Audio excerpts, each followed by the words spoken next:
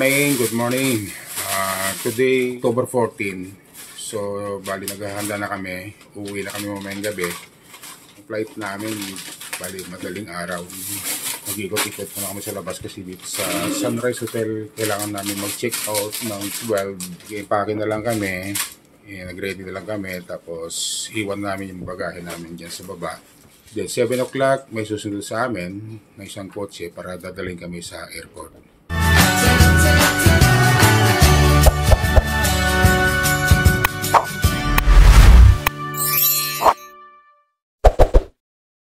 So ito, ang misis ko, piniprepare na yung luggage niya. So kami pa rin sa Sunrise, mamaya ang 12, ano na ngayon, mga 9, magte-10 na siya. Pa kami, breakfast pa kami dyan sa canteen. And after that, sabay-sabay na kami pupunta ng, dadaan kami ulit dito sa, sa Sunrise Hotel para kunin namin yung aming mga maleta, mga luggage. So bababa muna kami para makapag-breakfast dyan sa canteen. Then mamaya akit kami, then mag-attend na alas 10 ng umaga rito. Mamayang 12, bababa na namin itong mga luggage namin, karton namin para check out na kami. Let's go! Up, bunot.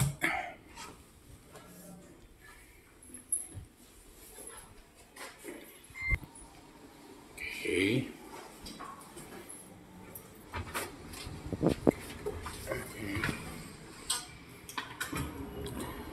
So bali paglabas po dito sa huling tiniran namin dito sa Sunrise Hotel, nakikita mo na kaagad itong Carrefour, nasa tapat lang namin sa Carrefour. Ito Carrefour Mall. Ito meron sa Qatar. Nung ako sa Qatar, meron din Carrefour. Kumbaga dito sa Pilipinas ay ito yung pinaka-SM nila. So maraming Carrefour din dito. Ito malapit na rin sa Simending ko. So dito sa left side ko, dito sa tapat namin, ito na yung Sunrise Hotel. Napag-aari din ang hotel. So dito mamimili kami ulit ng aming kakainin. Sa akin madalas kong kinakain yung burger. Sarap kasi nila burger nila ito. Chicken burger, yung katulad ng ginahan natin kahapon. So ito na yung order namin, lulutuin na. Tapos pinarihit namin yung mga dumplings na sobra namin kagabi. Ang dami kasi in-order ni Gochi. So ito lang yung canteen dito. Bali, nandito lang sa pangalawang door ng hotel Sunrise. Simple lang naman. So since day 1, dito lang kami palagi nakaupo ni Mrs. pag nag-breakfast kami.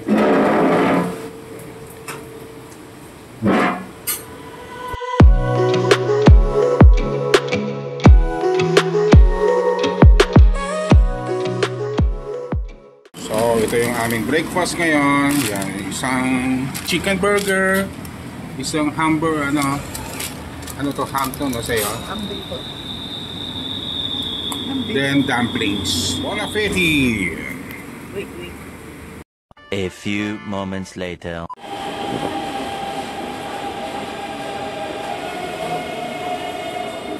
So, continuation ng aming travel adventure. Papunta kami ng Pangkiao. Doon muna kami mag-i-standby habang naantay namin yung time namin papuntang airport mamaya. Kasi nakapag-check out na kami then doon muna kami magliwaliw masyal doon sa Pangkiao, mas malapit sa trabaho ni Gochi. Ito sa travel adventure nakasakay na naman kami ng tren papunta Pangkiao. So from Silang to Pangkiao, libot-libot muna kami doon habang inaantay namin. Dito kami sa Pangkiao Station South 1. Dito muna kami nag-i-standby, kumain na rin kami dyan. So ang daming mga kainan din sa loob. Parang mall din kasi, ang ganda ng mga train station dito. So dito sa labas, nag-standby lang muna kami saglit. Ito yung view dito sa Pangkiao New Taipei. Ganda ng mga building dito. So pasok na kami sa mall ulit. Ganito dito, parang pagpasok mo sa train station, ang bubungad sa iyo parang mall oh. Yan. Ganda, train station lang to dito sa Taiwan. Pero dito sa loob niya, ang bubungad sa iyo, mall muna.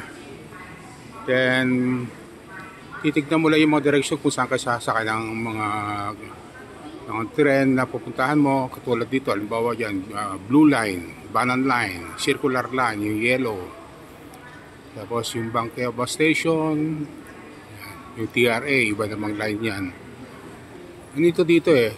So pag naboboring ka, pwede ka magstambay-stambay dito. Baka may ano naman dyan sa baba, may basement dito. Tapos dito sa basement, puro food court.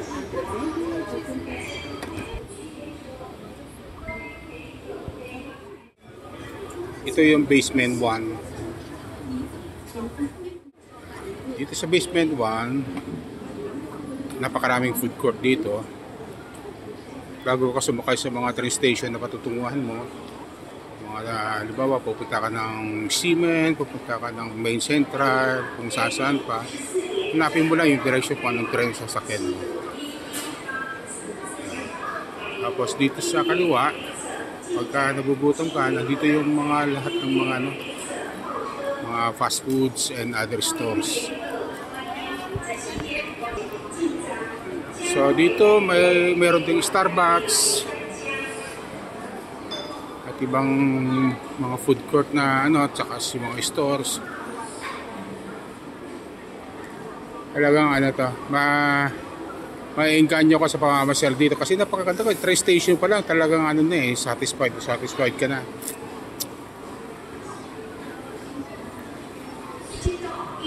Ito may Gyeocheon 1991. Tapos ito yung famous Moss Burger dito, yung Moss Burger. Tapos ito, pag pupunta ka sa New Taipei City Hall, exit ka sa Xianmen Boulevard. Pag pupunta ka sa circular line, andito yung mga direction, susundan mo lang, hindi ka maliligaw. Nung bago pa lang, yung first 2 days ko, medyo litong-lito pa ako eh. Pero napag-aaralan ko kung saan ako pupunta ko. Kaya nung natutunan ko na, since ang card namin is unlimited, good for 1 month. Kahit saan kami sakay ng sakay, titignan mo lang yung map. At titignan mo lang dito sa, i-google mo lang kung saan ka pupunta. Tuturo na sa iyo kung ano yung mga bus station or bus number o anong line ng tren ang sasakay mo doon sa gusto mong pupuntahan. Kaya kami nakarating din sa Tamsui, nakarating din ako ng sa 101 Mall, kung saan kami nagkita-kita kay Labanji ng linggo, at kung saan lugar pa na gusto mong puntahan. Pero sa simula, may malilito ka talaga. Pero pag napag-aralan mo na, mga just a matter of few days, 1 to 2 days, 3 araw, master na master mo na. Tabi ng 2nd Street, dito sa Daiso, Japan. Nakakabilib din pala ito, mga train station na to, no? Ang daming mga shopping malls dito. Shopping stores. Parang parang talagang kamangha-mangha. Ayan, nagsisiolabasan ng mga pasera naman galing doon sa mga ibang LRT line, mga train line. Galing sa papunta sa New Taipei City Hall ito. Okay, tara na. Balik na tayo doon. Wala na dyan. Wala na. Wala na.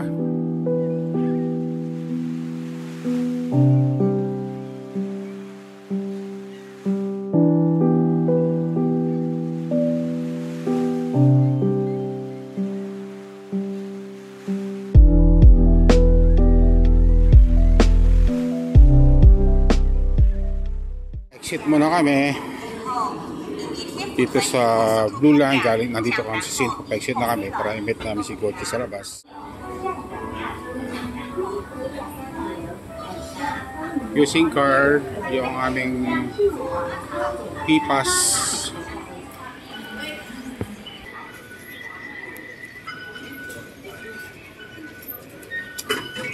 Ayan, nag-open siya. Shinfu.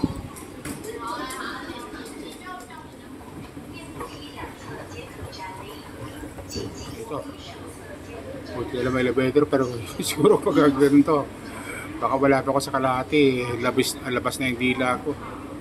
Nandito na kami sa Sinfu. Yan.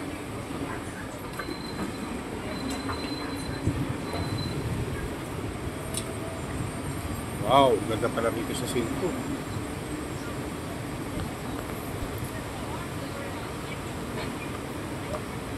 So paglabas mo ng Sinfu train station, ang bubungad sa iyo yung parang palengke o ano,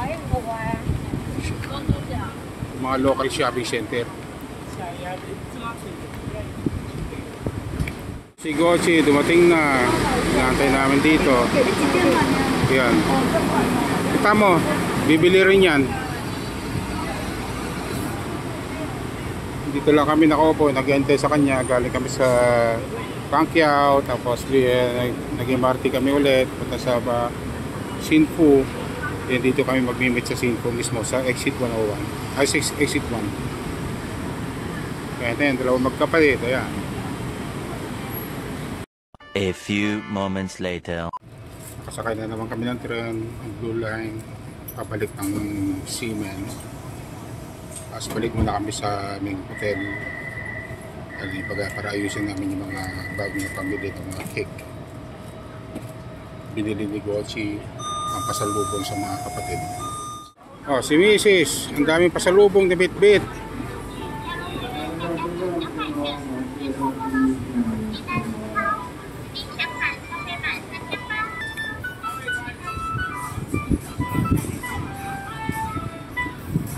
Balik muna kami sa hotel at ayusin ulit namin yung impake dahil iniwan namin yung mga gamit namin doon dahil mamayang alas 7 pang alis namin papuntang airport.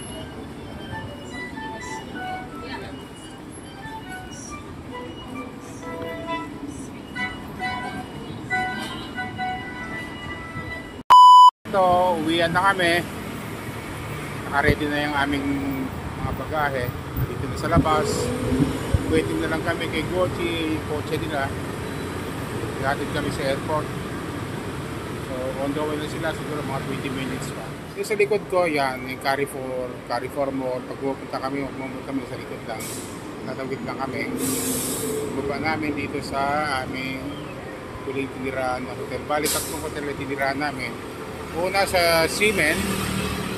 Then 2 days kami doon, 2 days 2 nights. Then lipat kami ng Liho, 3 days 3 nights. Then dito 4 days 4 nights dito sa Sunrise. Ito na sila. Ayan, ito na si Gochi, susundo sa amin. Kakarga na kami. Hello. Ayan. Dali, kakarga lang muna kami. So ito na, nagkakarga na si Kuya. Naka-ready na kami.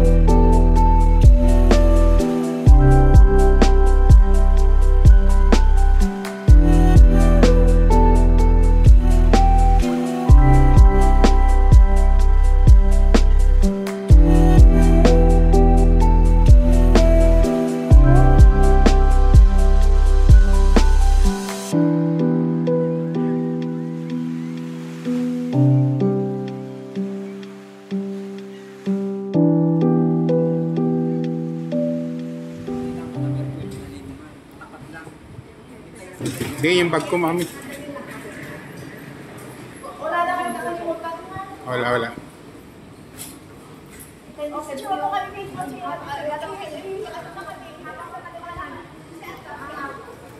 So, nakapila na kami dito sa check-in counter ng Cebu Pacific.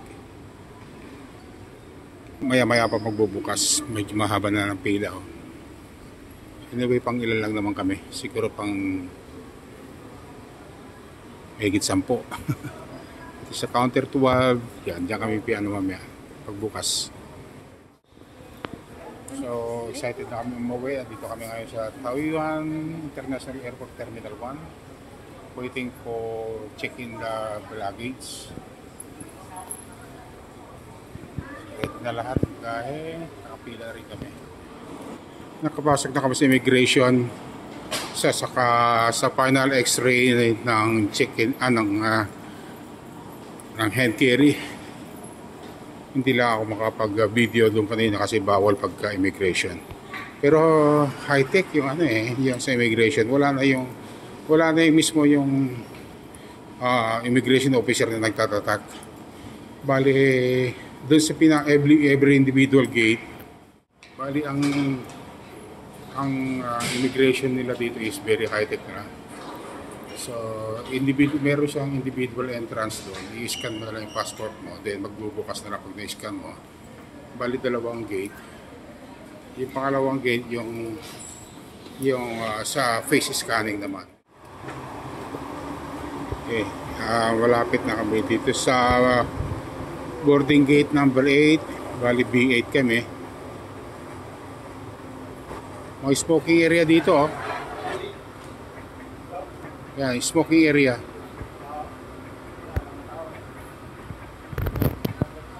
Travelator and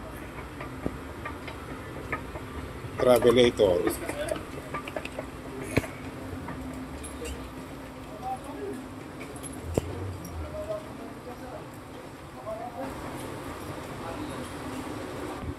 B8.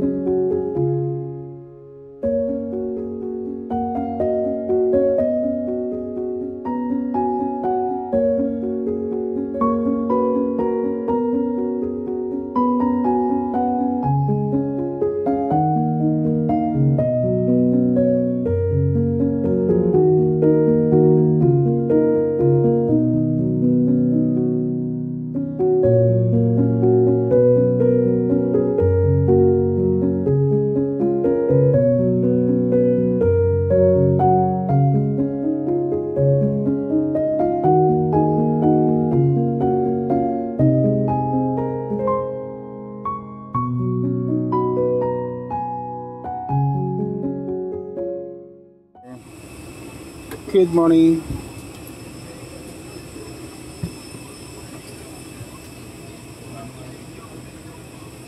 So, papasok na kami dito sa aircraft.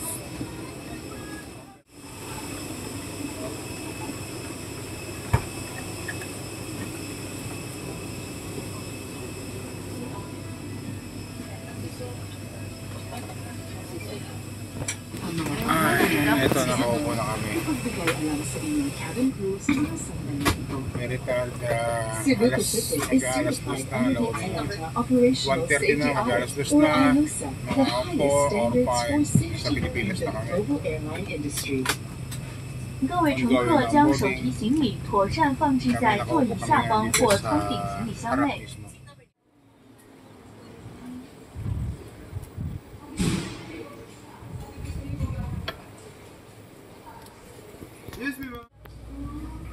Sakay kami ng golf cart.